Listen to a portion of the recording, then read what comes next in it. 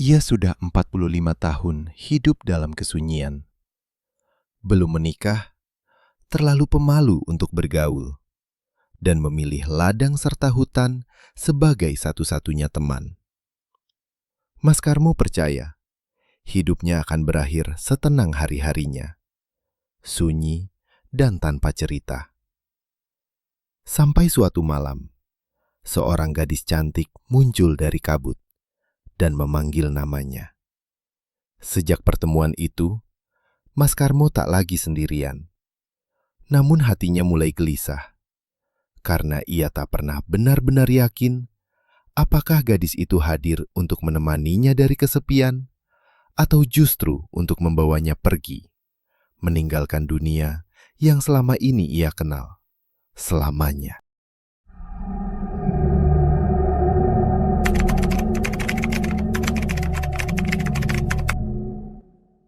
Di desa Sungai Lumut, tempat hutan masih memeluk ladang-ladang tua dan sungai mengalir berliku tanpa suara, Mas Karmo menjalani hari-harinya dalam kesunyian yang panjang.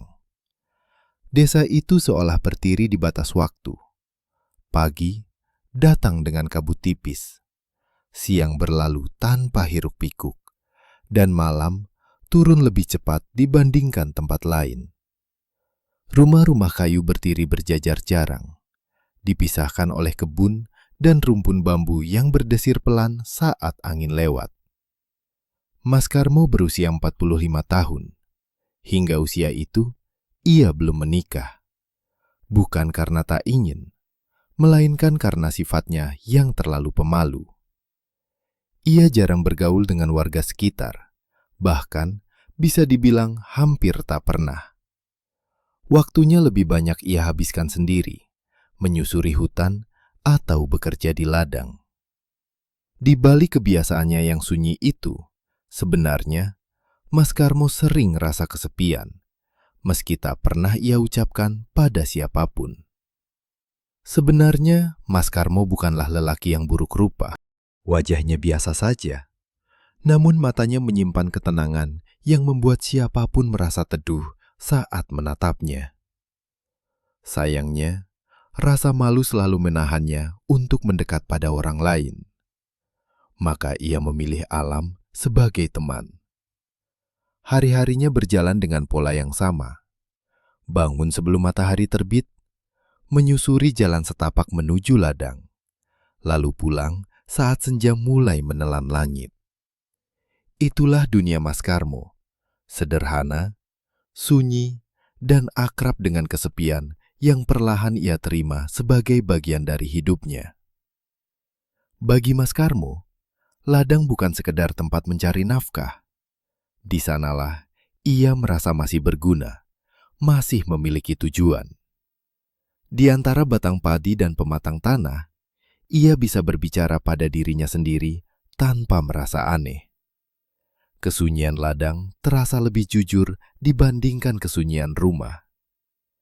Tanah mendengarkan, angin menjawab, dan burung-burung pagi menjadi saksi bahwa ia masih ada. Namun, tanpa ia sadari, kesunyian yang terlalu lama kerap membuka pintu bagi hal-hal yang tak terduga. Dan di desa Sungai Lumut, ketika hutan terlalu dekat dan malam terlalu senyap, tidak semua yang datang dari sunyi berasal dari dunia manusia. Malam itu, kabut turun lebih cepat dari biasanya, menutupi ladang dari pandangan dunia luar. Udara lembab merayap ke tulang-tulang tua Mas Karmo. Ia duduk di pematang, kaki terjulur, menatap padi yang mulai menguning, bergoyang lemah diterpa angin malam. Langit gelap tanpa bintang, hanya bulan setengah yang pucat di balik awan. Tiba-tiba, alunan gambus terdengar. Petikannya lembut, nyaris tak terasa, menyelinap di antara desir angin dan suara serangga malam. Getarannya menembus ruang sunyi di dada Mas Karmo, menggugah sesuatu yang lama terkubur. Ia menghentikan gerakannya, menajamkan telinga. Suara itu bukan milik manusia. Kabut di hadapannya terbelah perlahan. Dari balik tirai putih itu, muncul sosok gadis berkebaya putih, Laras. Setiap langkahnya ringan, nyaris melayang di atas tanah. Rambut panjangnya hitam berkilau, jatuh lembut menutupi bahunya. Wajahnya pucat, tapi meneduhkan, seperti cahaya remang yang menenangkan di tengah gelap. Tatapannya lembut, namun menahan misteri, seakan menyimpan cerita yang tak bisa diucapkan. Laras bukan hanya hadir untuk dilihat. Ada aura halus di sekelilingnya, kombinasi ketenangan dan daya tarik yang sulit dijelaskan. Ia menatap Mas Karmo dengan perhatian yang hangat, tapi juga ada nada permainan di balik senyumnya.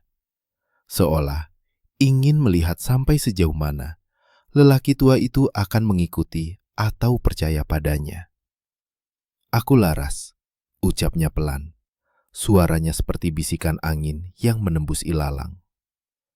Nada itu membawa campuran kehangatan dan rasa ingin tahu yang memundang, membuat Mas Karmo merasakan tarikan emosional yang aneh.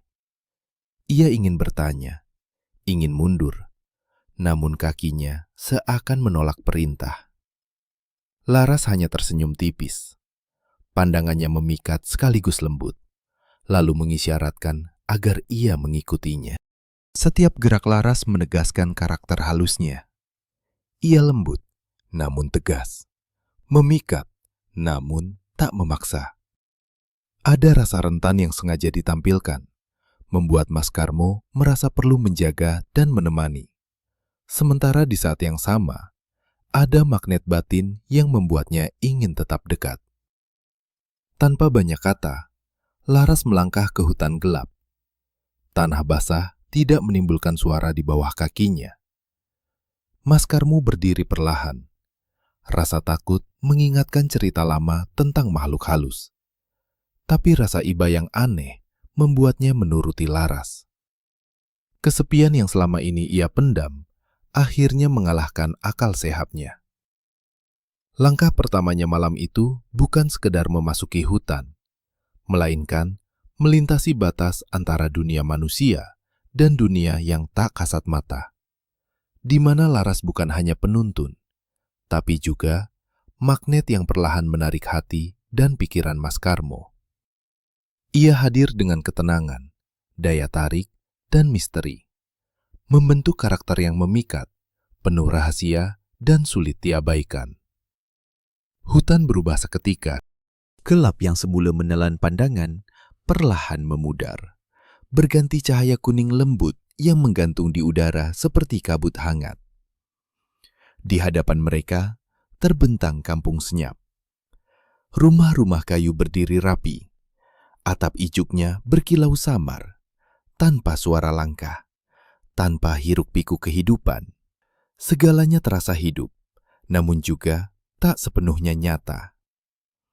Di balai tengah kampung, Raja Gantara menanti. Duduk tegak dengan sorot mata tajam yang seolah mampu menembus lapisan jiwa. Tatapan itu berhenti lama pada Mas Karmo, bukan dengan amarah, melainkan pengamatan yang dalam. Sang Raja memuji hati lelaki tua itu, menyentuh lapisan niat yang paling jujur.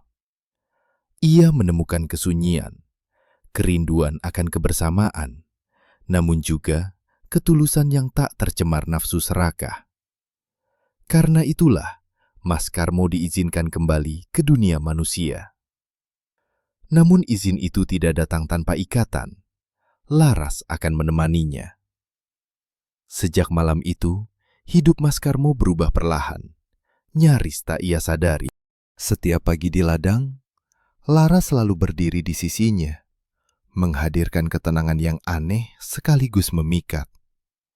Kadang ia terlalu dekat. Hawa dingin tubuhnya menyentuh lengannya saat mereka berdampingan. Sentuhan itu singkat, nyaris tak disengaja, namun cukup untuk membuat dada Mas Karmo bergetar. Sebuah perasaan yang tak pernah ia rasakan sejak istrinya tiada. Tatapan Laras sering tertahan lebih lama dari yang wajar. Senyumnya lembut, tapi ada sesuatu di baliknya. Sebuah magnetisme halus yang seolah menarik pikiran dan hati Mas Karmo, membuatnya tak lepas dari pesonanya. Kehadiran Laras bukan sekedar mengisi kesepian. Ia membangkitkan perasaan terdalam yang Mas Karmo sendiri tak sepenuhnya mengerti.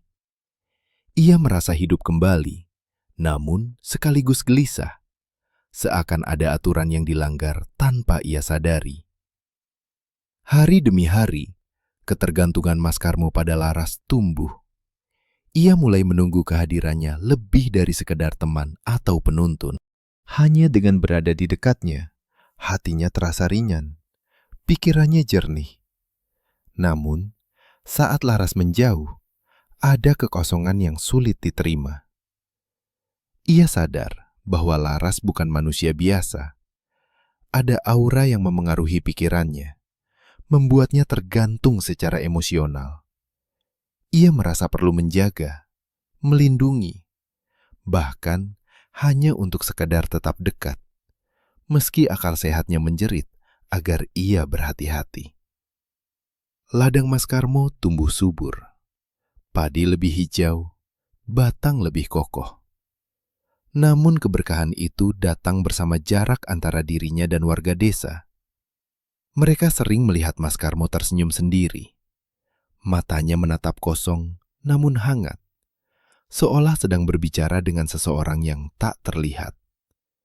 Bisik-bisik mulai terdengar, namun ia tidak peduli. Kebergantungan pada Laras sudah menutupi dunia luar. Mas Karmo menyadari satu hal. Yang paling berbahaya bukanlah kecurigaan warga, tapi perasaannya sendiri.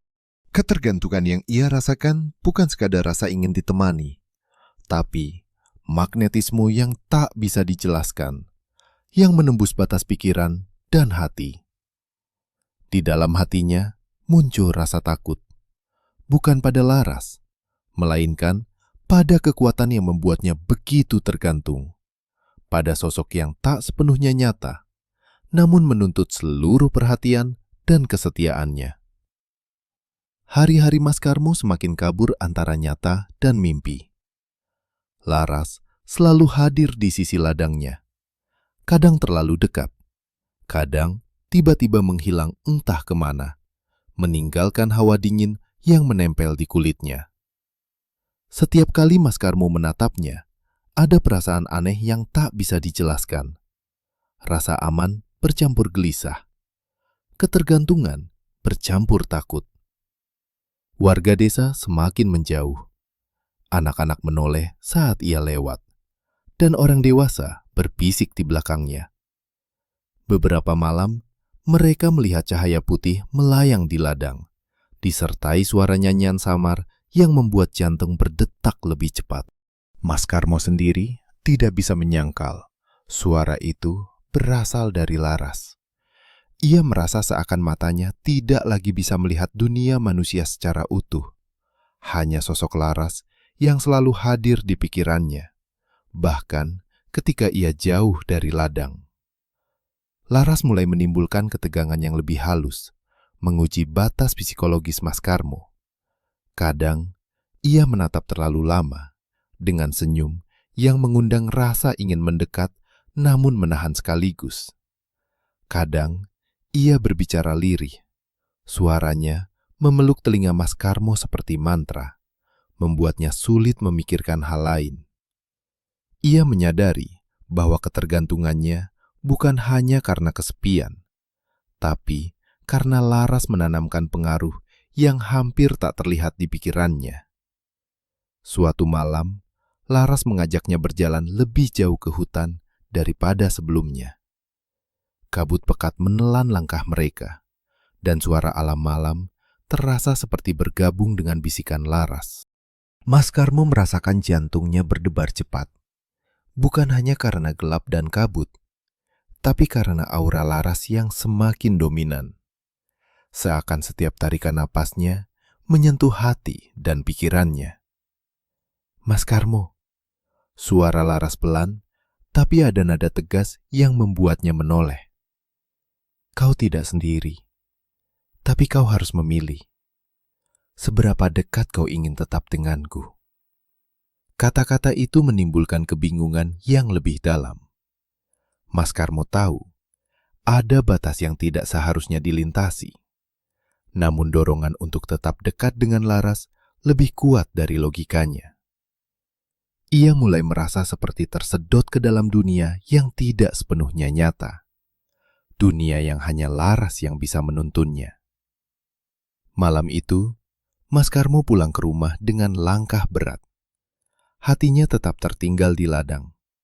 Tetap terpaku pada sosok Laras yang diam-diam selalu membayangi pikirannya. Ia menyadari, ketergantungan itu tumbuh tanpa ia sadari. Rasa ingin dekat, ingin menjaga, sekaligus takut pada aura yang memancar dari gadis itu. Laras bukan lagi sekadar pendamping. Ia menjadi magnet yang menahan setiap pikirannya, memaksa jantungnya berdebar, dan perlahan-lahan mengaburkan batas antara kesunyian manusia tua dan dunia gaib yang memikat. Sejak malam-malam itu, desa Sungai Lumut berubah dalam diam. Warga semakin menghindar. Bisik-bisik tentang lelaki tua yang berbicara dengan roh semakin terdengar. Mas Karmo berusaha menepis rasa malu, tetapi hatinya tahu, ketergantungan pada Laras lebih kuat daripada rasa takut akan penghakiman manusia. Raja Gantara tak pernah muncul lagi. Namun, kehadirannya terasa seperti bayang-bayang yang menahan aturan yang tak boleh dilanggar. Laras pun berubah. Senyum lembutnya mulai jarang muncul, digantikan tatapan penuh rahasia dan beban yang tersimpan rapi. Kadang, Mas Karmo merasa gadis itu memandangnya bukan hanya dengan perhatian, tetapi dengan penilaian, seakan menghitung waktu yang tersisa, mengukur sejauh mana ia masih bisa mempertahankan diri di antara dua dunia. Hingga suatu malam purnama, ladang menjadi lautan cahaya perak yang menenangkan sekaligus menakutkan. Laras berdiri di tengah padi. Tubuhnya tertutup cahaya bulan. Wajahnya pucat, namun tegas. Tatapannya berbeda. Ada ketegangan yang menyelip. Ada urgensi yang tak dapat diabaikan. "Mas," katanya pelan. Suaranya seperti bisikan angin yang menembus tulang. "Batas waktumu hampir tiba." Mas Karmo terdiam. Kata-kata itu menembus benaknya, menimbulkan gelombang ketakutan yang ia coba sembunyikan sejak lama. Ia tahu, pilihan itu nyata. Bertahan di dunia manusia dengan kesepian dan kecurigaan, atau melangkah ke dunia Laras yang sunyi, sepi, namun penuh kebersamaan dan magnet yang tak bisa ia tolak. Angin malam berhembus, menggoyangkan padi yang menguning seperti gelombang lembut yang menenangkan sekaligus mengingatkan akan sesuatu yang lebih besar dari dirinya. Mas Karmo merasakan jantungnya berdebar, dada sesak, dan pikiran kacau. Ia berdiri di antara dua dunia. Dunia yang dikenalnya, penuh ketakutan dan kesepian. Dan dunia gaib Laras, yang memikat, namun penuh misteri dan ketidakpastian. Untuk pertama kalinya, rasa takut bukan karena kegelapan hutan atau bisik-bisik warga desa, tetapi karena ketakutan pada dirinya sendiri. Ketakutan akan pilihan yang harus dibuat. Pilihan yang mungkin akan menentukan seluruh sisa hidupnya, atau bahkan keberadaannya sendiri. Dan di bawah sinar purnama, dengan kabut perlahan menyelimuti ladang, Mas Karmo menyadari satu hal yang menakutkan. Ia tidak tahu apakah ia masih mengendalikan hatinya, atau apakah hatinya telah sepenuhnya terpaut pada Laras, magnet gaib yang tak bisa ia tolak. Malam itu ladang sepi seperti menahan napas. Kabut tebal bergulung di antara batang padi.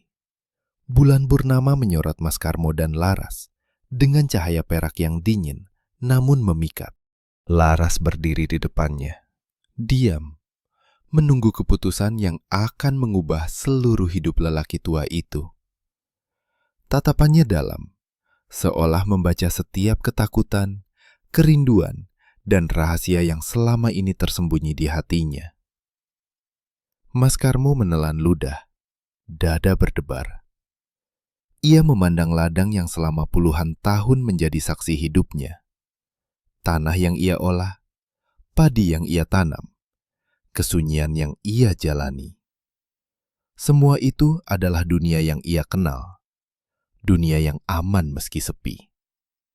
Namun, di sisi lain, Laras berdiri di depannya, bukan sekedar gadis, tapi magnet gaib yang menarik seluruh hatinya, memaksa ia merasakan kehidupan yang telah lama hilang. "Mas," suara Laras lembut, seolah menembus kabut. "Dunia ini bukan milik semua manusia. Kau harus memilih. Kau bisa tetap di sini, dengan ladang dan kesepianmu, atau bersamaku, ke tempat yang tak semua mampu menapaki." Mas Karmo menutup mata, membayangkan kedua dunia itu.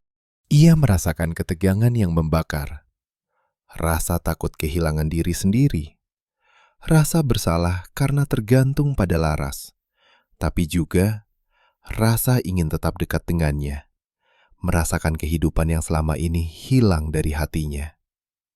Ia membuka mata. Laras mengulurkan tangan. Jarinya menyentuh udara di depan Mas Karmo, hampir seperti menguji batas keberaniannya. Mas Karmo melangkah satu langkah, lalu kedua, hingga akhirnya jarak di antara mereka tinggal seukuran napas. "Laras, aku tidak tahu apakah aku pantas." Suara Mas Karmo serak, hati dan pikirannya bergejolak. Laras tersenyum tipis, meneduhkan namun tetap penuh rahasia. "Pantaskah atau tidak? Hatimu sudah memilih tanpa kau sadari. Kau hanya perlu mengikuti keberanianmu."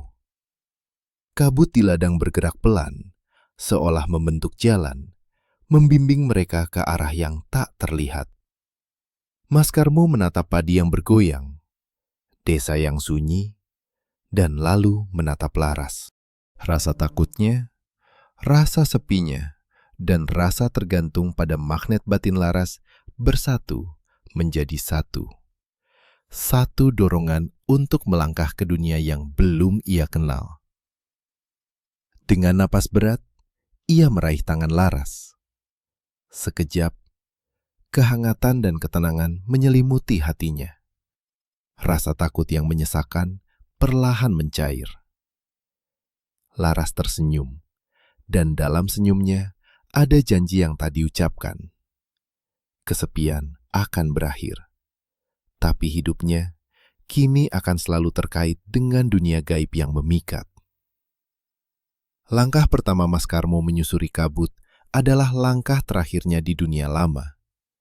Ladang, rumah, desa yang sunyi, semua perlahan memudar di belakangnya.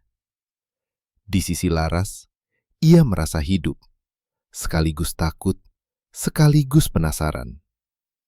Dua dunia kini berdampingan di hatinya, dan ia memilih untuk berjalan di antara keduanya. Malam itu, di bawah purnama, kabut menelan kedua sosok itu. Desa tetap sunyi, ladang tetap bergoyang, tapi cerita tentang kesepian, keberanian, dan magnet yang tak bisa ditolak tetap hidup. Di hati Mas Karmo dan Laras, dua jiwa dari dunia berbeda yang kini berjalan bersama di jalan yang hanya mereka mengerti. Beberapa minggu setelah malam purnama itu, desa Sungai Lumut perlahan kembali ke ritme semula. Namun, Mas Karmo tidak pernah lagi terlihat sendirian. Ia masih menapaki ladang dengan langkahnya yang tua. Tapi kini, selalu ada Laras di sisinya. Diam, menenangkan, dan tetap misterius. Warga desa mulai belajar menerima kehadiran gadis yang tak sepenuhnya manusia itu, meski bisik-bisik masih terdengar di sudut-sudut rumah. Mereka tidak pernah melihat Laras berbicara panjang dengan Mas Karmo. Yang terlihat hanyalah lelaki tua itu tersenyum sendiri. Matanya menatap jauh, seakan berbicara dengan seseorang yang tak kasat mata ke arah keduanya. Mas Karmo pun berubah. Kesepiannya hilang, digantikan rasa damai dan keberanian baru. Ladangnya lebih subur dari sebelumnya, bukan karena sihir semata, tetapi karena hatinya kini tenang, penuh energi dan perhatian yang dulu terkubur oleh kesendirian. Ia belajar hidup dengan dua dunia bersisian, dunia manusia yang nyata dan dunia Laras yang gaib, penuh rahasia. Laras tetap menjadi misteri. Kadang, ia menghilang di tengah kabut, meninggalkan Mas Karmo merenung di ladang, menunggu kehadirannya kembali. Namun setiap kali Laras kembali, kehadirannya selalu membawa ketenangan, rasa ingin menjaga, dan kehangatan yang tak dapat dijelaskan. Mas Karmo menyadari satu hal. Hidupnya kini berbeda, tak lagi sepenuhnya miliknya. Tapi ia tak takut, karena di sisi Laras, di antara dunia nyata dan dunia gaib, ia menemukan sesuatu yang tak pernah ia duga. Kehidupan yang baru, kehangatan yang abadi, dan teman yang selalu mengisi kesepian hatinya. Dan di setiap senja, ketika kabut perlahan menutupi ladang dan angin malam berdesir pelan, Mas Karmo menatap horizon, tersenyum tipis, mengetahui bahwa meski dunia tak selalu memahami, hatinya kini tidak pernah sepi lagi.